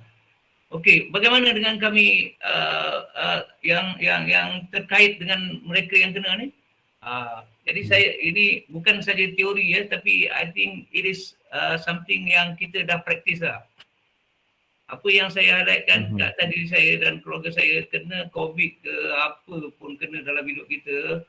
Macam saya cakap pertama, redha dulu. Ini Allah datangkan bukan saja-saja. Allah sayang kita tu. Mungkin kita dah lupa kat dia. Jadi mungkin dengan kena ni kita masih ingat. Sebab ramai orang dah lupa. Dia ada Tuhan. Dia percaya dia ada Tuhan. Tapi macam lupa dia ada Tuhan. Mayang lambat kan, mata masih lagi tengok banyak benda yang haram, telinga masih lagi dengar benda yang haram, macam-macam kita buat. Saya nak tanya, begitu Allah nak ingatkan kita, sampai Allah datangkan COVID, masih lagi orang tak ingat Tuhan. Cuba tengok kat luar sana, berapa ramai lagi orang yang tak kisah nak semayang, berapa ramai lagi orang yang tak kisah nak tolong orang susah. Bagaimana ramai lagi orang yang very selfish dalam hidup ni. Dia senang dia tak peduli orang susah. Jadi kalau tanya saya, pengalaman saya dengan keluarga lah yang terdekat kan, bila kena je, jangan negatif, jangan kelang kabut, jangan gelabah. Sebab kita dah tahu dah, hidup ini Allah jadikan hidup di dunia ni untuk diuji. Betul. Kita hidup di dunia ni untuk diuji dengan kesenangan. Allah nak tengok kita sabar atau tidak, kita syukur atau tidak. Diuji dengan kesusahan, Allah nak tengok kita sabar atau tidak. Dan kemuncaknya Allah nak tengok kau reda ke tidak dengan ketetapan aku. Kau kata kau percaya aku Tuhan kau, tapi kau nak jadi Tuhan ya. Kau nak jadi Tuhan. Macam mana saya maksudkan nak jadi Tuhan tu? Dia seolah-olah nak buat keputusan. Tuhan, yang ni boleh, yang ni tak boleh COVID tak boleh. Kalau sesama boleh. Hujan boleh. Sekejap-sekejap je. Sampai banjir tak boleh. Ramai orang dia nak jadi Tuhan. Dia tak faham kerja dia yang mana, kerja Tuhan yang mana. Jadi bila kita nak jadi Tuhan, kita tak kata kita Tuhan, tapi dalam kehidupannya macam nak jadi Tuhan, jadi kita akan susah dalam kehidupan ni. COVID datang, susah. Tak percaya besok tengok. COVID tak ada pun ada orang, kalau dia still nak jadi Tuhan, nak berperanan to play God, dia akan susah dalam hidup ni. Jadi never play God. Jangan jadi Tuhan, jangan ambil peranan Tuhan. InsyaAllah. COVID datang, jadi nasihat saya kepada ahli keluarga saya dah kena, kita ada Tuhan, kita ada Tuhan. Jadi Tuhan datangkan ni bukan saya saja, muhasabah sekarang. Jadi kalau patut jaga kesihatan, patut jaga makan, patut jaga minum, patut jaga sanitize. Kalau patut ambil vaksin, pergi ambil. Jangan kelang kabut. Jadi Tuhan nak tengok kau usaha macam mana. Sebenarnya keputusan pertama di tangan Tuhan. Allah nak bagi markah pada usaha. Pada usaha kita. Usaha kita tu macam mana? Sungguh-sungguh tak? Usaha kita tu dengan keyakinan yang betul atau tidak? Usaha tu yang Allah nak bagi markah. Bukan hasil. Hasil tu kalau kita dapat, seperti yang kita nak, itu bonus saja. Kalau kita tak dapat, itu pun satu kebaikan untuk kita. Misalnya, minta maaf cakap memang macam dia ni tak ada hati perut ke? Okey ya. Saya yakin anak saudara saya yang meninggal umur baru 33 tu kena COVID, suami dia meninggal. Itulah yang terbaik untuk dia. Itulah yang terbaik untuk isteri dia. Itulah yang terbaik untuk anak-anak dia. Dia tinggalkan 3 anak perempuan yang masih kecil. Belum bersekolah lagi. Anak yang sulung. Tapi mungkin kalau orang tak faham, dia kata saya macam, oh kerahnya hati dia. No. You must believe. Bila ditakdirkan sesuatu, bila dia mati, bukan kita yang matikan, Allah yang matikan. Mana itu yang terbaik untuk dia, itu yang terbaik untuk siapa saja yang ada hubung kait dengan dia. Kita tahu macam mana kalau dia hidup nanti nak jadi macam mana. Kita tahu macam mana. Yang tahu sepenuhnya sebelum, sekarang dan akan datang hanya Tuhan saja. Kita yang lepas dah lupa dah. Yang akan datang kita tak tahu. Yang sekarang pun banyak kita tak tahu. Betul. Yang sekarang ni banyak saya tak tahu. Berapa orang yang masih mendengar atau tidak. Dan sekarang ni pun saya tak tahu. Suara saya ni clear tak pada semua orang. InsyaAllah setakat ni clear tuan. Clear. Alhamdulillah clear. Okey. So tak tahulah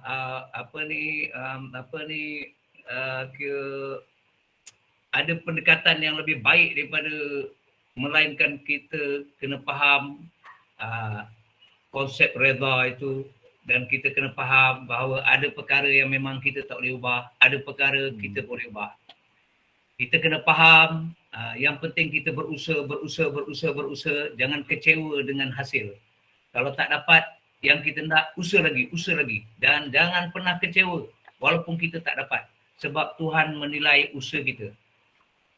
Berapa ramai orang yang hari ini mungkin dah ada PhD tapi tak ada nilai di sisi Allah pasal dia sombong. Berapa ramai orang yang dah jadi kaya raya tapi tak ada nilai di sisi Allah pasal dia kendekut, bakhil, tidak bersedekah.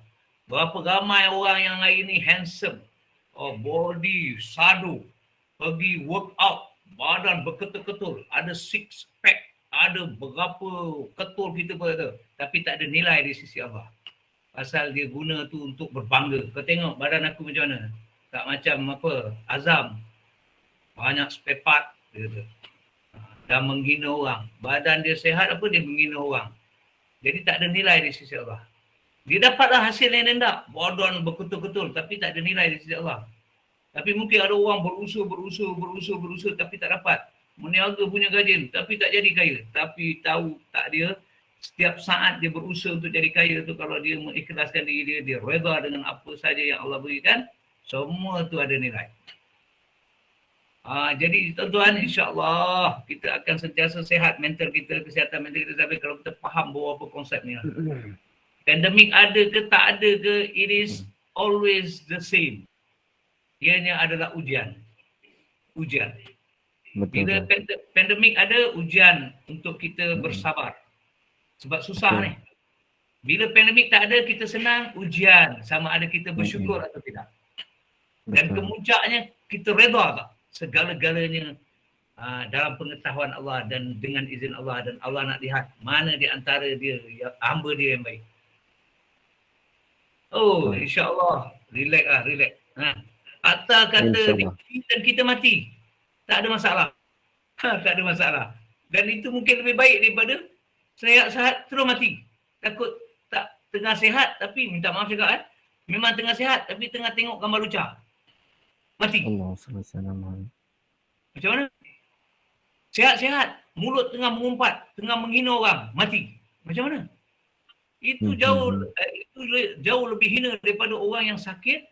Tapi masa dia sakit tu, adakah ini sakit yang menyebabkan aku mati?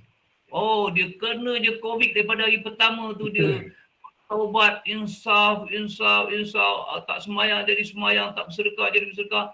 Baik COVID dia dan dia terus momentum tu. Kan bagus. Kena COVID terus berubah jadi orang baik. Kalau betul dia mati dalam keadaan dia bersedia. Ibarat orang yang telah dijatuhkan hukuman mati di penjara, dia sentiasa dalam keadaan bersedia. Itu bersedia untuk bertemu dengan Tuhannya. Itu lebih baik daripada kita yang tak duduk dalam penjara tapi tak ada persediaan apa-apa. Jangan ingat orang yang duduk dalam penjara telah dijatuhkan hukuman gantung sampai mati itu hina. No. Entah-entah kita yang kat luar ni lebih hina daripada dia. Dia dah tahu dah aku ni anytime saja hukuman gantung ni akan diberitahu. Jadi sentiasa bersedia. Seolah-olah setiap saat itu adalah kehidupan terakhir dia. Dan dia jaga mulut dia, tak mau cakap benda tak baik. Dia jaga mata dia, tak mau lihat benda yang tak baik. Dia jaga telinga dia, tak mau dengar benda yang tak baik. Dia jaga hidung dia, tak mau hidup benda yang tak baik. Dia jaga semua anggota dia, tak mau pergi ke tempat baik, tak mau pegang benda yang baik. Hai, dia jadi lebih baik daripada kita. Tapi manusia yang tak faham, tengok orang dalam penjara dengan penuh kehinaan. Walau ramai orang kat luar penjara lebih hina daripada orang yang dalam penjara. Betul kan? Walhal ramai orang yang tak kena COVID lebih hina daripada orang yang kena COVID. Sebab saya yakin orang yang kena COVID itu semua insaf belaka. Insaf belaka. Yang tak insaf ni yang tak kena lagi.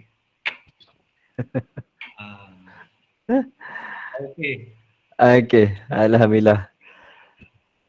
Tuan-tuan perempuan yang saya hormati sekalian, banyak perkongsian yang telah Tuan Samsul kongsikan bersama dengan kita. Tuan-tuan perempuan yang saya hormati sekalian, mental sihat memang semua kita boleh miliki. Cumanya bagaimana cara untuk kita nak mengatasi. Kena dengan cara dia macam Tuan Syamsul kongsikan yang kita 4 tonggak utama dia. Physical, intellectual, emosi dan spiritual. Kena pada tempat dia, insyaAllah kita boleh mengatasi masalah mental yang kita hadapi. Masalah kesihatan mental. Bukannya pergi kepada penyakit mental tuan. InsyaAllah. Okay, baik tuan. Baiklah, kita telah pun tiba di penghujung program.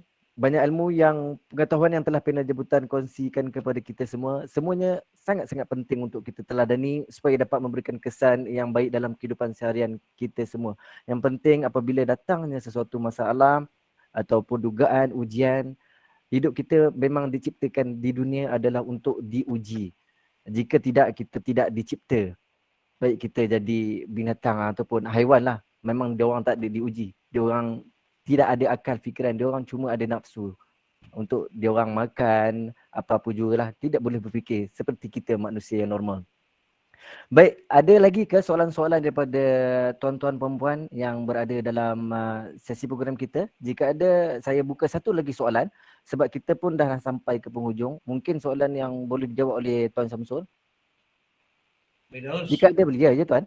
Kalau tak ada soalan, izinkan saya untuk buat rumusan. Boleh, tak ada masalah tuan. Tunggu dulu, kalau tak ada soalan. Boleh, tak ada masalah tuan.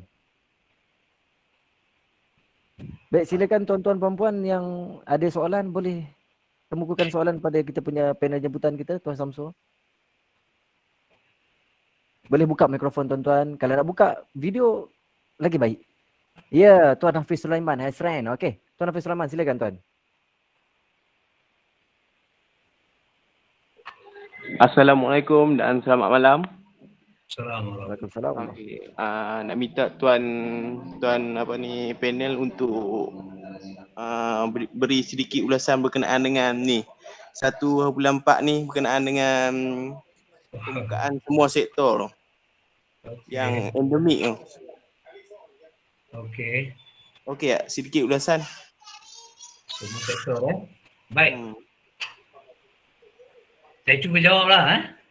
Azrin ni dari mana Azrin? Saya dari Sungai Buloh tuan. Oh, cantik janggut tu.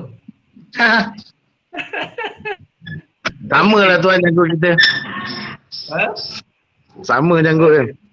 Warna dah berbeza lah warna. Baik, Hafiz. Hafiz dari mana Hafiz? Saya daripada Port Klang tuan. Okey, Hafiz. Pertama, saya menjawab ni bukan atas kapasiti Perdana Menteri ya. Bukan juga atas mana-mana kapasiti authority di Malaysia. Okey, it is my personal punya punya pandangan lah. Okey. Alhamdulillah. Alhamdulillah. 1 hari bulan 4 ada perkara baru yang kita akan lalui. Contoh, InsyaAllah kebanyakan negeri 1 hari bulan ni kepada yang Muslim, siapa yang pergi sembahyang berjemaah di masjid dan surau, saf dah boleh rapat. Betul Azrin Saf dah boleh rapat. Betul tuan. Okey, dulu bukan main lagi. Yang bukan mufti ni marah kat mufti, yang bukan menteri agama marah kat menteri agama. Tapi kali ni kita nak tengok dia datang ke tidak masjid dengan surau. Dia pergi tak solat berjemaah. Ya, betul. Jangan cakap je. Jadi pembangkang ni memang senang, tapi jadi kerajaan susah. Betul. Saya tak heran seorang pembangkang yang hebat. Saya cuma menunggu bila dia jadi kerajaan, dia boleh buat kerja atau tidak. Sebab tuan-tuan lihatlah, siapa yang duduk atas status pembangkang ni memang hebat sangat dia tu. Kalau kat tempat kerja kan ada pembangkang-pembangkang di tempat kerja tu. Haluan kiri tuan, haluan kiri.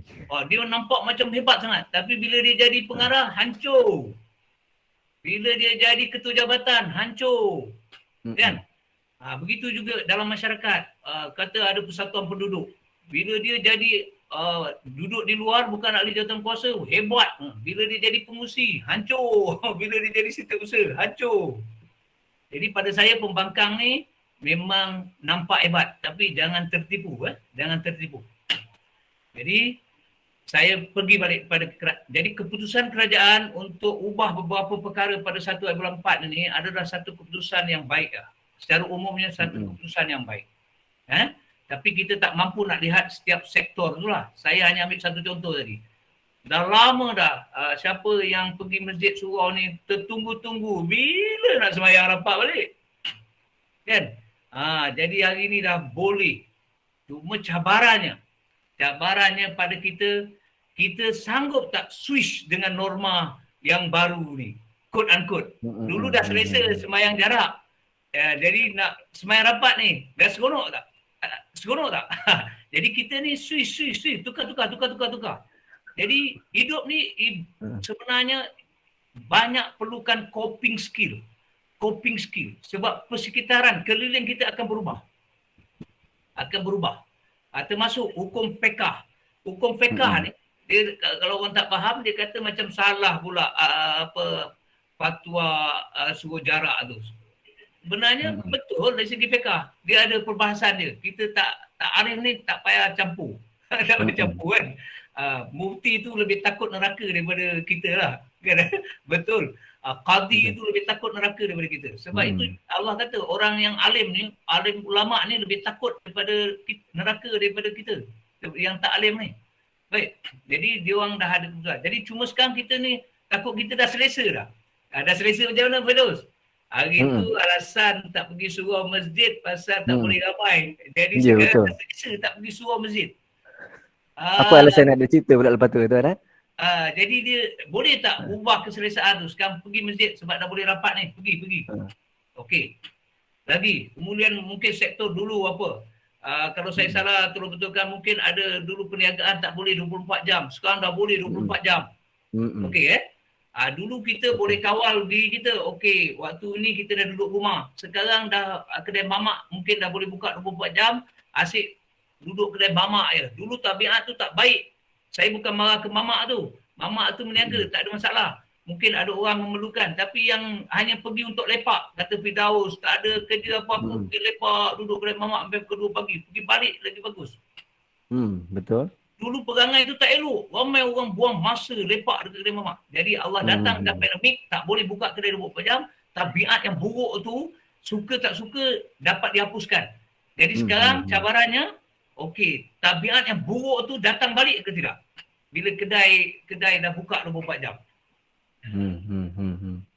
Pukul 3 pagi makan lagi. Bukan makan ringan-ringan. Makan nasi biryani. Orang pukul 3 pagi pergi tidur lah. Sahur nanti bangun pukul 5. Ini pukul 3 kali 4 pagi tak. Burung pun tepi kedai mamak tu tengok apa Hazrin tak tidur lagi ni. Kan? Jadi cabarannya sekarang saya tengok hikmah besar. Masa pandemik berlaku, banyak tabiat buruk rakyat Malaysia dapat dihapuskan. Walaupun mereka tak nak, tapi secara tak langsung banyak tabiat buruk dihapuskan. Contoh apa? Tabiat buruk, dah kahwin, banyak masa berharga untuk keluarga dikorbankan dekat luar. Tak apa-apa dia buatnya. Main futsal sampai 2 pagi. Main badminton sampai tengah malam. Nak sihat kononnya tak adalah. Sebab malam adalah masa untuk tidur. Malam Allah jadikan masa untuk rehat. Siang Allah jadikan masa untuk bekerja. Malam tak rehat. Berlaku pandemik, ramai orang malam rehat. Tapi sekarang dah dibuka oleh gelanggang futsal boleh buka. Nak rehat ke tak rehat? Jadi sebenarnya bila berlaku pandemik COVID-19 seluruh dunia, Allah sedang membersihkan tabiat buruk yang ada pada hamba-hamba dia. Dan banyak tabiat buruk dah tak ada pada kita. Sekarang datang ujian. Diberi peluang siapa nak jadi orang baik terus, siapa nak kembali jadi orang bermasalah. Jadi berhati-hati tuan-tuan. Kita diberi kebebasan 1/4 ni untuk sama ada memilih nak jadi baik sesudah diproses tanpa rela selama 3 tahun untuk jadi orang baik, ataupun nak kembali buat benda-benda yang membazir masa dan wang ringgit. Betul. Itu je komen saya, Bis. Okey, terima kasih tuan atas ulasan. Baik, Saudara Hafiz, alhamdulillah insya-Allah Tuan Samsul dapat menjawab soalan yang Tuan Hafiz utarakan tadi. Jadi tuan-tuan dan perempuan saya hormati, setiap masalah yang berlaku mesti ada musibah di sebaliknya. Contoh macam yang Tuan Syamsul bagi tahu tadi, ada hikmah di sebalik apa yang berlaku. Tuhan timpakan kita, Tuhan datangkan bala kepada kita untuk menyedarkan kita. Ada juga di kalangan kita semasa sebelum berlakunya pandemik COVID, kita tak pernah menjadi imam pun dalam keluarga kita untuk isteri dan anak-anak. Tapi bila berlakunya pandemik, barulah kita tercari-cari belajar macam mana untuk kita menjadi imam kepada isteri dan anak-anak kita di rumah. Alhamdulillah, Allah bukakan lagi mata dan pintu hati kita untuk kita belajar menjadi seorang imam. Sebab kita faham di situ fungsi kita sebagai seorang suami dan juga seorang isteri. Apabila diberhentikan ataupun apabila pekerjaan terpaksa dihentikan buat sementara waktu, banyak masa yang dia boleh luangkan bersama anak-anak. Boleh kenal anak-anak dengan baik, luangkan masa bersama dengan anak-anak. Jadi macam saya pula panel lah, saya bercerita macam tu. Baik Tuan Syamsul. Okey. Rumusan. Ya, silakan rumusan Tuan Syamsul. Okey, sebab dah nak pukul 10 tu. Ya, sedar tak sedar, Okey. lama dah kita berlangsung ni. Saya harap rumusan saya ni boleh diterima, boleh dipahami. Okey. Ada beberapa perkara saya nak cakap, tapi tengoklah apa yang dapat saya cakap, itu saja. Saya nak stop at 10 PM. Ada 6 minit. Okey, macam ni. Dari perspektif Islam, kita akan hidup dalam 5 alam. Setiap individu akan hidup dalam 5 alam. Alam pertama, alam roh. Kita dah lalu dah. Alam roh tu maknanya, ni, diri kita bukan yang jasad ni. Diri kita yang roh ni dah ada dah dulu. Dah ada dah dulu. Di suatu tempat yang kita tak perlu tahulah kat mana. Tapi kita dah ada dah. Kita dah ada di alam roh dulu. Dalam bentuk roh lah. Bukan dalam bentuk jasad ni. Azam, okey tak? Dia termenung ke? Okey. Okey. Maknanya Tuhan dah ciptakan roh kita semua. Cuma roh tu ikut giliran nak lahir ke dunia ni. Okey Baik. Lepas alam roh, kita berpindah ke alam rahim. Tu duduk dalam rahim ibu kita. Orang kampung cakap duduk dalam perut. Bukan. Betul kan? Duduk dalam rahim. Perut tu tempat apa? Makanan. Makanan. Tempat makanan, ada usus kecil, usus besar tu. Baik, kita duduk dalam alam rahim. Okey, tu pun kita dah lalui. Dua alam ni tak ada isu. Tak ada persoalan yang kita perlu jawab. Dan kita tak tahu pun tentang dua alam ni pun tak apa. Kita tak tahu sangat tentang alam roh pun tak apa. Kita tak tahu sangat tentang alam alam rahim pun tak apa. Tapi kena percaya, memang dah ada dah. Dan yang paling jelas macam alam rahim lah. Kan sebelum kita lahir di alam dunia ni, kita ada alam rahim selama 9 bulan. Ada orang lebih. Betul. Baik, yang seronoknya dua alam ni tak ada persoalan. Kita tak perlu tanya. There is no responsibility.